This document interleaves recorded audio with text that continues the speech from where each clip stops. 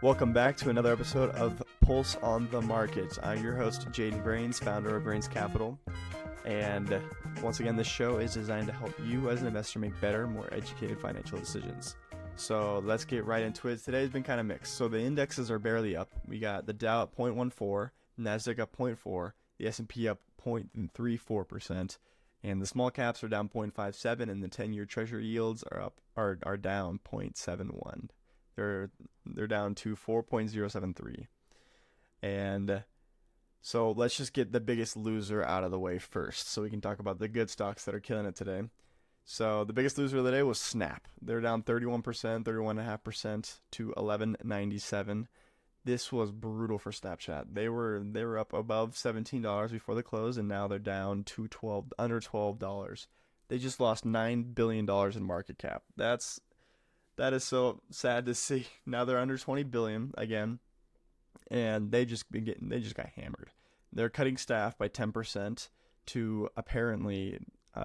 It said, coming from Snapchat, they said that it would lay off 10% of staff or 528 employees in order to invest incrementally in the company's growth over time. I mean, investors are not that patient anymore. We have companies like Nvidia, like Supermicro Computers, like Meta that are just growing exponentially. And people don't want to wait for Snapchat to eventually turn a profit because their retained earnings are terrible. It's negative 11 billion. And for those of you that don't know how retained earnings work, they accumulate year after year, or quarter after quarter, just whenever their reports come out. And net income is split up into two things: retained earnings and dividends. So I believe they don't even pay a dividend yield. So that means they're just not profitable. Yeah, they make over $1 billion in revenue, top line, but what does their bottom line look like? They're losing millions and millions of dollars every single quarter. And that's because it costs them $500 million just to produce that revenue. And then they have their operating expenses, which is another $1 million or another $1 billion. So they're making a little over $1 billion, but they're losing 1.6 billion just to maintain the company running. So, and that's not a good look for the program. And profitability is what gives a company value, is their future ability to be profitable. But investors just aren't seeing that right now. They're not impressed with the results coming back from Snap. Yeah, they beat estimates, but still, we're not seeing the growth that people really want to see. And so that's Snapchat. I personally would not invest in Snapchat. It scares me. I don't like companies that aren't profitable and that haven't been for who knows how long. It's been years and years since they've been able to turn a profit. So I'm just not very bullish on Snapchat. All right, for some companies that are doing well, the biggest gainer in the S&P 500 was ENPH. They rose 15%, even though their earnings report were a little down. And ENPH is another semiconductor company. No wonder it's performing well. The semiconductors have been exploding. They've been performing. Every single earnings report that I've seen from a semiconductor company has been doing well, and it just shoots up after the earnings report. So that would have been a good bet to go in on ENPH before this earnings report. Another big winner is FTNT. They are also a technology service. So they work in IT services, and they smacked their earnings report. Yep, they're up 18% on the earnings report. Their stock's up 4%, and Ford crushed their earnings. They're up 140%. That was a surprise. So the estimate was 0.12, and they reported 0.29. So their stock's up 4% as well after the start of the market, and that's a stellar earnings report. And they beat their revenue estimates by 6.8%. Perfect. Other stocks that are performing well, Lilly once again is doing well. So it turns out that their Mounjaro obesity drug generated over $2 billion. That's impressive. And the other one, Zepbound, is relatively new, and it's going to catch up once the production goes into full throttle. Then I see the growth, because that's my biggest thing that I look for is growth, is earnings, is not just the past earnings, but what are they projecting to earn in the future? Because that's what drives the market price. Yes, Mr. Market, which is the name for the volatility in the market going up and down, but growth in earnings create a steady line upwards, and that's what I like to invest in. not to find the perfect time when it drops to a certain point and then buy and then sell when it goes up. No, I like to find companies that I believe have potential to grow even more in the future, and the companies that don't have that priced in already into their stock price. And one of those companies for me is Lilly. It's up 2.29%, another $16 today. And I am bullish on Lilly. I think that their potential to continue growing and to increase their earnings like they've projected, I think it's going to come to pass. I believe that. Nvidia's up $5, 0.77%. Decker's up 0.76%. Netflix up 0.4%. And yeah, Meta, once again, another 3%, up $13, continues to rise. I think there's a lot of upside potential in Meta as well with their projected earnings and just with their current growth, how they've been growing. Microsoft continues to stay above the $3 trillion market capitalization. They're at 3.04. So they've officially taken the lead for most valuable company, and they are beating Apple, which is at 2.92. So now by over 100 billion, they're beating Apple. Before, Apple was higher, it was at 3 trillion, and Microsoft was lower, but recently they've switched positions, and Microsoft is up 10 trillion, 10 trillion, 100 billion extra. 10 trillion is a lot of dollars. My bad. And Spotify once again is up 5%. It's up $10 a share. And like I said on the previous episode, I like Spotify. I like what they're doing. They just signed Joe Rogan for a lot of money, for like $250 million. They signed Joe Rogan, and that's a big play for the podcast market. So they are bullish on their podcasts, and they're expecting to make it very profitable this year in 2024. And also I explained how their subscriber growth rate went up quite a bit. They're up to like, I believe it's around 600 million subscribers, or just active users on the app. And sweet. So that is it for the first section or session of this show, and we'll be right back.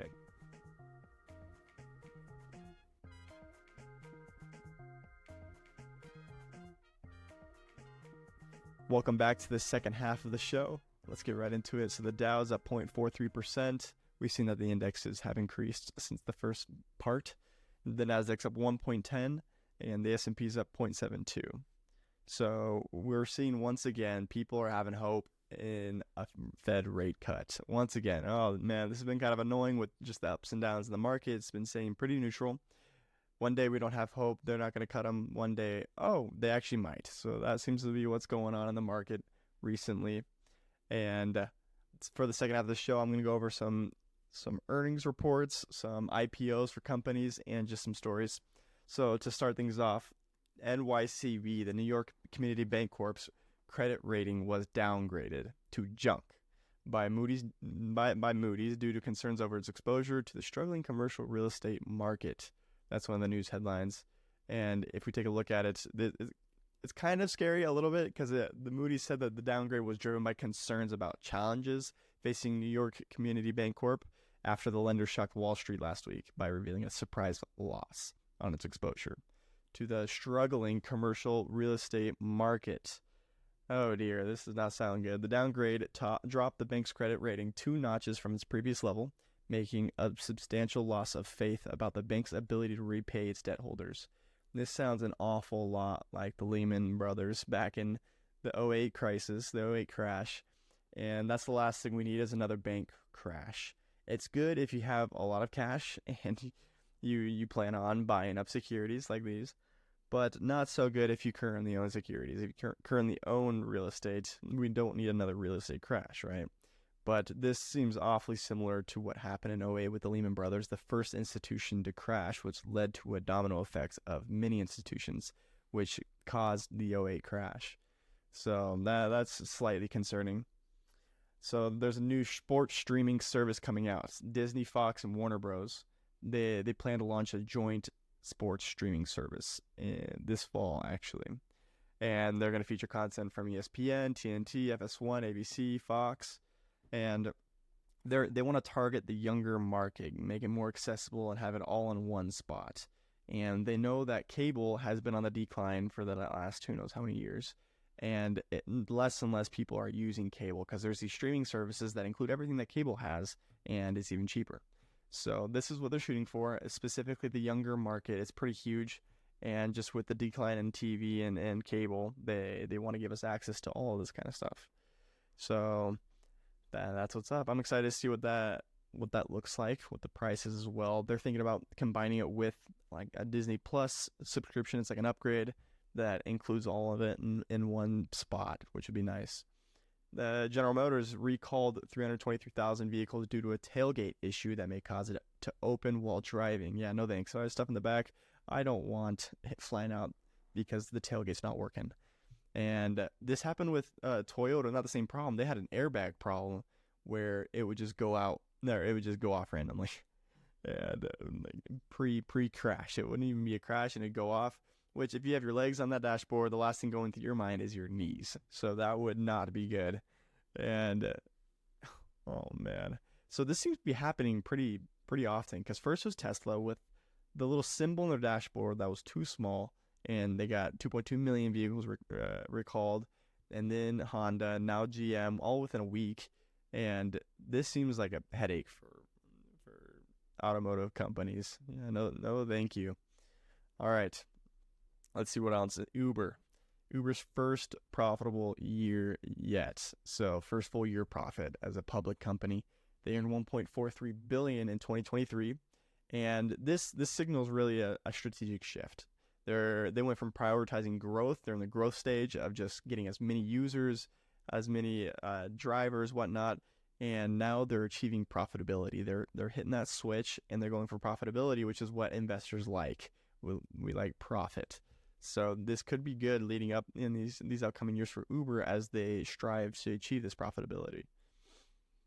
Sweet. Target is trying to launch a paid membership program called Project Trident, and they're gonna look like Amazon, Walmart, Costco, all these successful brands. They're aiming to set up a Target membership program. I don't know how to feel about it. I don't shop at Target, and yeah, so I guess we'll see how that turns out. I'm not exactly sure. But what is cool is Roblox. So that's actually one of the companies that ARK invests in. That's Cathie Wood. Fun fact, SARK, the inverse Cathie Wood fund, is up 11% year to date. Jeez, I would feel so sad if there was inverse Brains Capital. That would make me sad. Knowing that there's people that are so positive that I'm going to lose money that they set up a reverse ETF to make some profits off my losses. That would be tough. But that's also when you know you've made it. Yeah, pretty big. I'm not there yet. But anyways, yeah, the ARK is down 10.5% and SARK's up 10.5%. Shoot. Well, it's a good thing if you bet against Cathie Wood this year. Anyways, Roblox, they introduced a real-time AI chat translator. It reminds me of The Creator. I don't know if you guys have seen that, but The Creator, they have devices where you can speak into it and it translates it into another language. Yeah, it seems like AI. And they're doing that, and it supports 16 languages. So that'll be cool because that's going to remove language barriers and it's going to advance inclusivity in the gaming. So everyone's going to be more inclusive, and everyone's going to be more engaged. You can play with people from other countries, other cultures, and not just people that speak English or Chinese. But now there's 16 different languages, so that broadens the amount of people you can play with, and it just makes it way more engaging. WeWork ownership. This surprises me. Adam Neumann, the co-founder of WeWork. So WeWork had a valuation of over $40 billion, and they went bankrupt very quickly because their valuation was like the dot-com bubble where there wasn't much backing it up. It was a whole ton of fluff. And Adam Neumann was a great co-founder, and he was very passionate. Similar to Steve Jobs, he would absorb you into his vision. And WeWork were like office spaces where it's more communal, people working together. And they had a ton of assets, but weren't generating enough revenue to hold up these assets that they bought in a large quantity of, and it ended up putting WeWork under.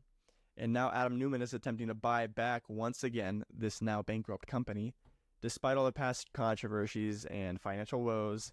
And I don't know how good of a play that was because it really crumbled to the ground really quickly too. It was too quick.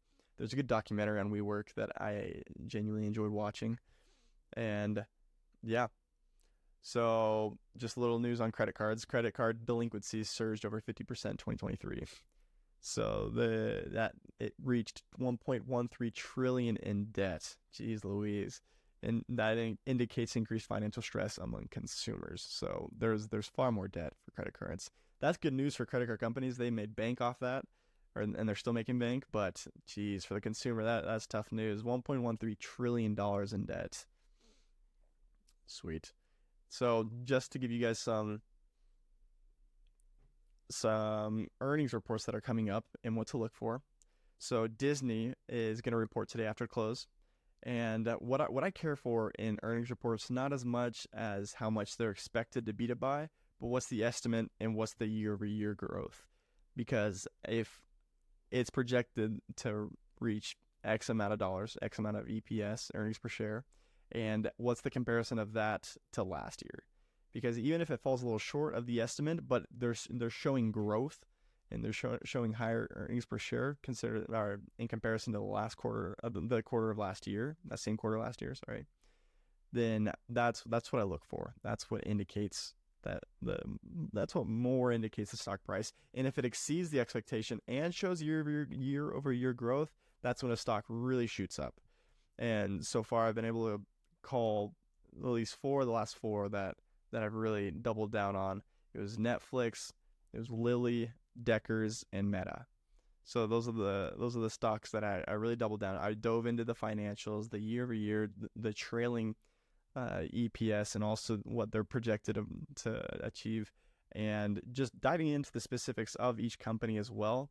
And it just seemed obvious that the company was going to report better than what it says, and it's showing growth. So Disney is going to report 0.76% year over year, which is kind of small. AZM, which is AstraZeneca, and they estimate 7.8% year over year. S&P Global 6.5%. Philip Morris International, that's PM, 3.6% year over year, but 10% in revenue, which is pretty nice year over year. ConocoPhillips is projected to lose 17.25%, and the earnings per share 22% they're expected to lose. So that is a company I would not bet on because they're not showing growth, right, guys? The stock or the company has been going down. It's on a downtrend. Duke Energy, 1.89% year over year in revenue, and 38.7% earnings per share. So their top line is not increasing that much, but their bottom line is expected to increase dramatically, and that's good news for Duke Energy. I might need to look into that. PepsiCo, 3% year over year, not that much. Enbridge, 6.38%, a little better. Arista Networks, which has been on the hot list for so many different fund managers and institutions. ANET, it's ANET is the little thing. Arista Networks, they're going to report on Monday, and analysts estimate 1.53 billion in revenue, which is 20% year over year, and 1.7 in earnings per share, which is 20% year over year. That's going to be on the top of my list, honestly, for companies to look at for the earnings reports. And the last one is Waste Management, WM, and they're expected to grow in revenue 5% and earnings per share 17.69%. So that's pretty solid too for Waste Management. And lastly, the last thing I want to touch are this week's IPOs. So I like looking at IPOs because usually their TTM revenue, which is like the trailing 12 months, and their year-over-year growth, it's usually so much higher than already publicly traded companies.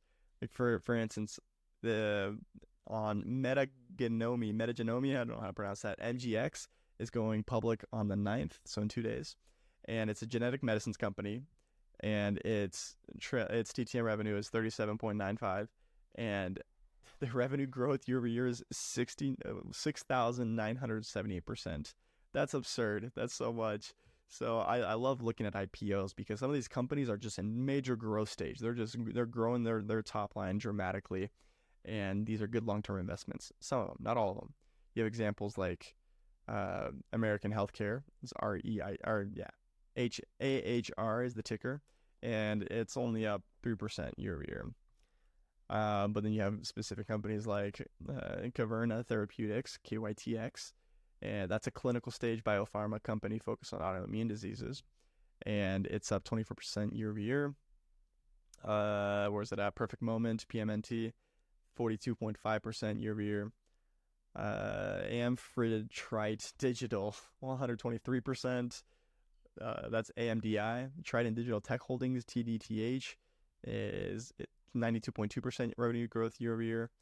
Like there's so many companies that go public that are already showing major growth year over year, and these are good things that I like to see. Once again, let me know if you guys want specific stocks. I can go into detail and just give you a whole analysis and basically a report on your specific ticker that you want me to dive into. So you guys just let me know. Please DM me at marketpulse.io. I will put that in the description. Sorry, I didn't last time, but I will this time. And once again, thanks for tuning in, guys. I appreciate you. If you haven't already, please leave a review. You don't have to write anything. Just give me a good review so that more people can listen to the podcast and so that it can grow, so that I can assist other people in their financial journey. And before I let you guys go, like always, I gotta read off my little disclaimer. I need to automate that because it's kind of ghetto right now, but bear with me. Sorry, guys. This podcast is for informational purposes only and does not constitute financial, investment, or legal advice. The content provided is based on the host's personal opinions and experiences. Listeners are advised to conduct their own research and seek the advice of qualified professionals before making any investment decisions. The host and guests do not guarantee the accuracy or completeness of the information shared, and they are not responsible for any actions taken based on the content of this podcast. Investing involves risk. It's all risky. Jim Rohn. And past performance is not indicative of future results. The host and guests are not responsible for any losses or damages that may occur as a result of investments made after listening to this podcast. Once again, guys, thank you. I appreciate you guys. Love you guys for listening up to this point. You guys are the real ones. And I will catch you guys later. Catch you guys tomorrow.